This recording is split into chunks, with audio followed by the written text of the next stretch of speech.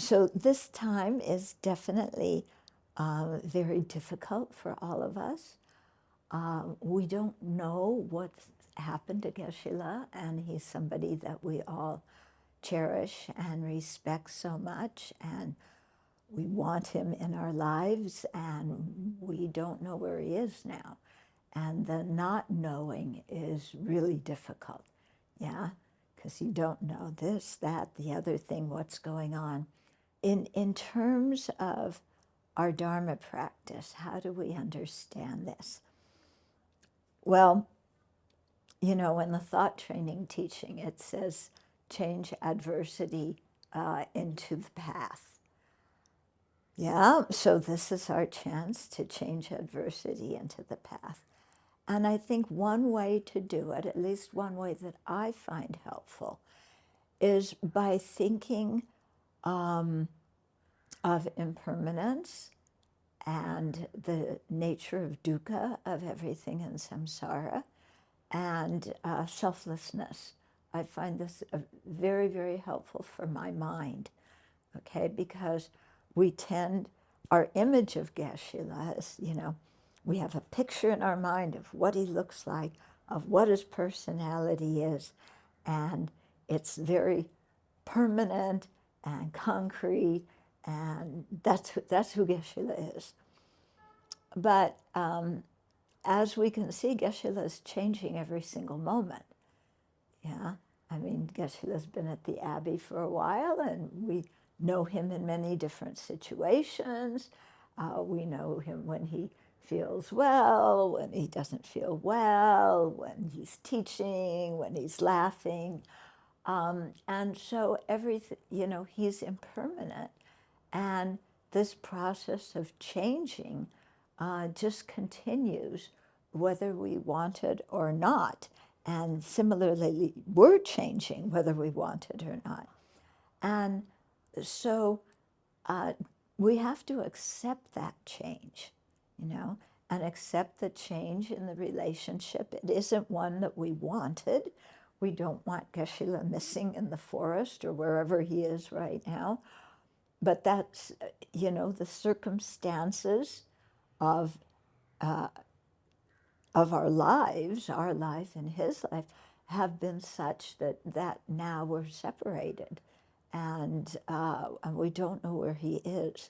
So that's just the impermanence of samsara, that our expectation of Geshe-la being there and teaching chapter 9 on Thursday mornings, our expectation was in concrete, and then it's not.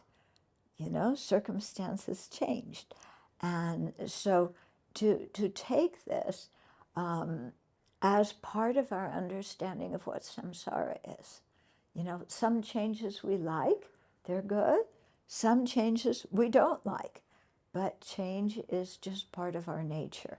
And as much as we can accept that, and accept changes not only in our own body and mind, but our changes in relationships, as much as we can accept that change, then the more peaceful our minds will be, and the clearer our minds will be, and able to assess the situation and act, you know, in a beneficial way. Okay, then the quality of samsara to be dukkha in nature. Okay, to be suffering in nature. In other words, things don't always happen the way we want. And, you know, we have very high standards of the way we think our life should be, and what things should happen, and people should do, and what they should do. And this is not going according to our plan. Yeah, it's, you know, Geshe-la getting lost, not according to our plan. If he gets lost, our plan is we should have found him in the first 5 minutes.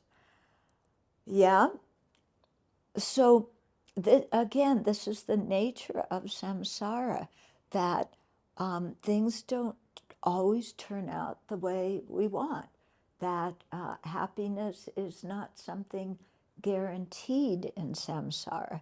And in fact, when you have happiness, it's impermanent and it's in the process of the situation that causes you happiness is in the process of changing into something else, which may bring you happiness and may not. Yeah. So, again, this is just the nature of samsara. So when we think of impermanence and the samsaric nature of dukkha, then that really helps us to renounce samsara. And renouncing samsara isn't renouncing happiness, it's renouncing dukkha, it's renouncing suffering, and giving us some energy to get out of samsara. So Geshe-la is teaching us this by his own example of being impermanent, and our expectations, you can expect all you want, you can want all you want, but that doesn't mean it's going to happen. And so, this is a real live teaching, and to use it as to generate the wish to be free of samsara and the wish for all sentient beings to be free of this kind of situation. Because we can see that what we're going through now, everybody goes through at one time or another. Then the last one, to see this the selflessness in this. And this is, I must say, one that helps me the most, yeah? Because I have my image of Geshe-la, very concrete, and he has such a fantastic mind, and he's so kind, and he teaches us wonderfully, and we want him around, yeah? But then I ask, well, who is Geshe-la? Yeah? And so the first thing I see is, his face. That's Geshe-la. But the face isn't Geshe-la. Yeah. The face is a face. It's not who he is. It's not his identity. That face changes. It's created by causes and conditions. It's not him. So what am I holding on to there? And just an image in my mind. And, it's just an image in my mind. That's it. It's not who he is. Yeah. So he's not his body. And is he his mind? We certainly admire Geshe-la for his mind and his knowledge and his kindness. Yeah. But is he his mind? Yeah. Which mind? The eye consciousness, ear, nose, tongue, body, mental. What consciousness is he? And even if you identify one consciousness, which moment of that consciousness? Because if you say he's his mental consciousness, well, the mental consciousness is sleeping, or the mental consciousness that is debating Madhyamaka? Which one is he? Yeah. And you try and find, who is there a real Geshe-la in that mind? And then we come to see at the end of it that what we call Geshe-la is just something we designate on the collection of a body and mind. And that body is changing all the time, and the mind changes all the time. Yeah. And what we call Geshe-la, yeah, that continuum came from a previous life where it wasn't in a body that looked like Geshe-la. It didn't have the same voice. It was, could have been a different nationality. It could have been who knows what. Yeah, that was in the same continuum. That continuum was reborn in this life, and Geshe-la was a baby. But he wasn't even known as Geshe-la when he was a baby because he wasn't Geshe at that time. Okay? So, was he the baby mind? And the baby body, at what point did he become a Geshe? Yeah, when he passed the exams, when they gave him the certificate, when he, had an aha moment about Madhyamaka. At what point can we identify, did he become a Geshe? Yeah. And what is a Geshe anyway? When you look and dissect, what is a Geshe? It's not a piece of paper. It's not a certificate. Yeah. It's knowledge and wisdom. But that's not any place that you can put your finger on. And that knowledge and wisdom depends on gazillions of other causes and conditions. Yeah. And that continuum that came from previous life, that was born as, I don't know his baby name, what if it was Dadul Namgyal or another name anyway. Then at a certain point, it changed to Geshe Chodrak. Then, that combination of body and mind kept changing. And eventually, the body gets recycled in nature. The mind will go on to, the continuum of the mind will continue on and become another person who will, with Geshe-la's merit, continue the path, and eventually that continuum will become, a fully enlightened one. But who is Geshe-la that we're clinging to, that we, that we are attached to? Yeah, yeah. We're not attached to him like we're attached to in a sticky relationship, but we have a certain expectation that he's going to be here and have this relationship, and yet, we can't find who he is, really, And if we search ourselves, we can't find who we are either.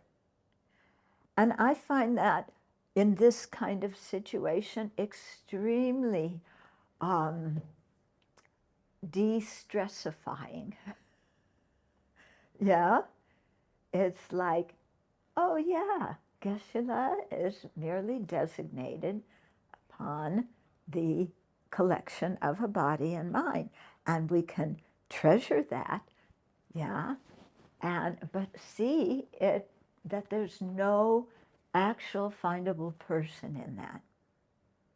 And that's the reality, and that's fine. And the fact that there's no permanent, self-sufficient person, inherently existent person there, is the reason that Geshe-la can change and he can learn, he can progress on the path to Buddhahood. We can meet him and, we've probably known him in previous lives, meet him again in future lives. We won't recognize each other. Yeah, because we'll all be in different bodies, we'll have different personalities. But that's, and it's because we don't have a self and he doesn't have a self, that all this interaction and change can happen. Because otherwise it would all be fixed in time. Everything would be, a solid Geshe-la, a solid us.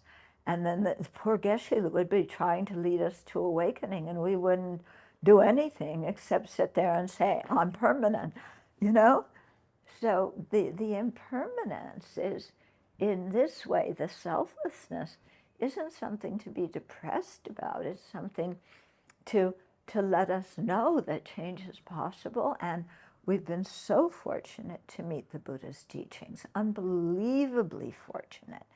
And unbelievably fortunate to have really good teachers. Geshe Topke is, he's fantastic, His Holiness, so on. We've had many good teachers at the Abbey. And that all can happen because there's no inherently existent people or phenomena of any sort. Yeah, so to keep that in mind, and it's like, okay. So for some people, It might be very difficult thinking of Geshe-la as suffering right now, especially the first night. I know that it might have been snowing at the Abbey, and I was thinking of him outside. But he had his jacket, he had his winter shoes and socks, he had a hat. It's still cold. I wouldn't want to be sleeping outdoors in that kind of temperature. Again, nothing we can't control it, can we? What did Shantideva tell us? If you can do something about it, do it. If you can't, don't stress. Yeah. So we can't do anything about that. But we can trust that Geshe-la has years and years and years of experience practicing the Dharma.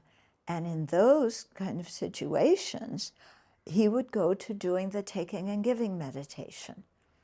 And he would do that the whole night long, yeah, and just do taking and giving, taking and giving. And that also is a very good example for us about how we should deal with situations in which we're in physical pain or mental pain or discomfort. You know, do the taking and giving meditation. So we can do it for Geshe-la, imagining taking his discomfort and suffering and giving him our happiness. And then think of all the people around the world who don't have proper accommodation now and are too cold or hungry and they don't have food. And do the taking and giving meditation for all of that. That's a very good way to deal with that if you're thinking of him suffering a lot. Yeah, but have faith in his training. Also, I think it's helpful to think about the role of karma in this situation. You know, actions left imprints on Geshe-la's mind, on our minds, in previous lives, and now conditions are coming together such that they are ripening.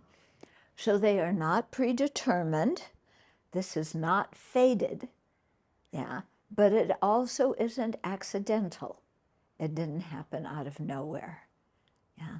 So it's also good to remember karma here, because sometimes, like in searching for Geshe-la, we could easily become frantic and say, oh, if only we had created a path here, then he would have not gotten lost, or if only we had said this to him or that, or, you know, the mind goes with a lot of if onlys we should have, yeah.